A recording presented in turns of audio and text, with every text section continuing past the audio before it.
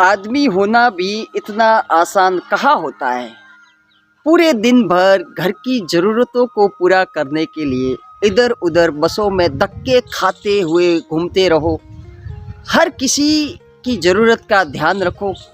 भले खुद की ज़रूरतें पूरी नहीं हो रही है, कोई दिक्कत नहीं है, परंतु अपने घर वालों की हर एक ख्वाहिश पूरी करने के लिए बेचारा आदमी सुबह से लगाकर शाम तक दर दर की ठोकरें खाता है।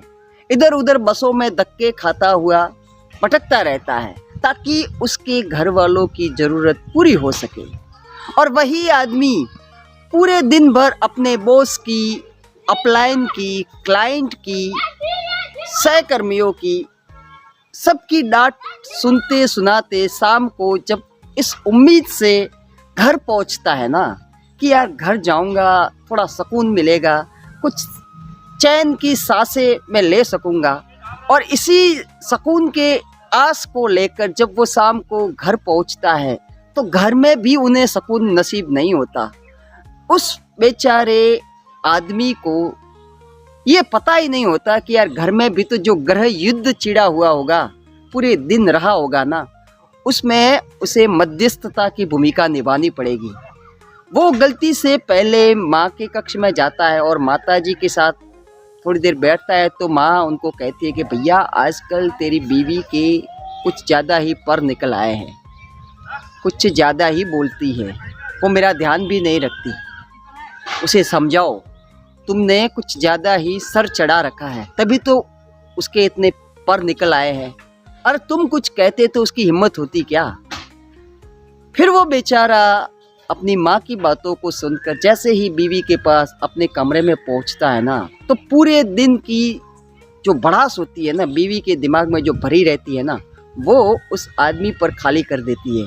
अरे तुम्हारे साथ शादी करके मेरा जीवन बर्बाद हो गया, नर्क के समान जीवन हो गया मेरा, इस घर में मैं सुकून से जी नहीं पा रही हूँ, तुम्हारी माँ ने मेरा जीना हराम कर रखा है।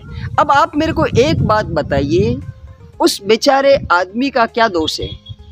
आप दोनों की लड़ाई में वो आदमी गेहूं की तरह पिसता जाता है और परिणाम ये होता है कि वो न तो आपको कुछ कह सकता है और ना ही अपनी माँ को कुछ कह सकता है, और वो बेचारा अंदर ही अंदर दुखी राम सोचता रहता है कि यार कहाँ फंस गया।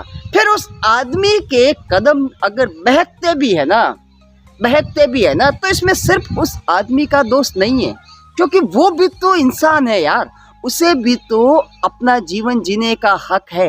अरे वो नहीं चाहता क्या कि पूरे दिन भर की परेशानी मैं किसी के साथ शेयर करूं, अपनी बीवी के साथ, अपनी माँ के साथ, परंतु जब वो घर में आता है ना, तो घर का जो माहौल होता है ना, उसे देखकर वो अपनी परेशानी बताना तो दूर, वो माहौल को देखकर और ज़्यादा परेशान हो जाता है और अंदर ही अंदर घुटने लगता है।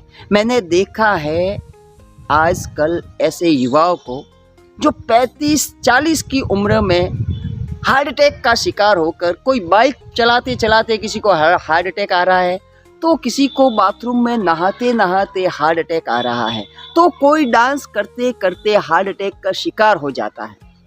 सर मैं सिर्फ इतना सा ही कहना चाहता हूँ भैया कि अपने आदमियों की कद्र कीजिए, क्योंकि जब तक आपके ये आदमी लोग घर में है ना, सारी रौनक इन्हीं की वजह से है, क्योंकि ये है तभी इस घर में खुशियाँ है। अरे कम से कम आप सुना तो सकते हो जो दिन भर हुआ ना, वो पूरा घटनाक्रम, इनके बाद आप किसे सुनाओगे। अरे सिर्फ ख्वाब में ही सुनाओगे फिर तो।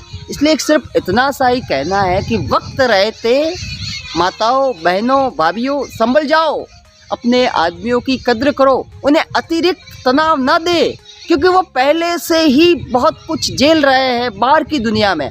आप लोग घर की चार दीवारी में रहते हो ना, तो आपको पता ही नहीं है, आपको क्या लगता है कि आपका जीवन बहुत ही ज़्यादा भारी है, आज क्या बनाना है, क्या नहीं बनाना है, क्या पहनना है, मेहमान आए तो क्या बनाना है, यही तक है। परंतु आदमी है ना, वो बहुत कुछ सोचता है कि बच्चे के स्कूल की फीस कहाँ से भरनी है, माताजी के लिए दवाई कहाँ से लानी है, अरे बच्चे बड़े हो रहे हैं, शादियों का इंतजाम कैसे करना है, रहने के लिए एक छत भी तो बनानी है।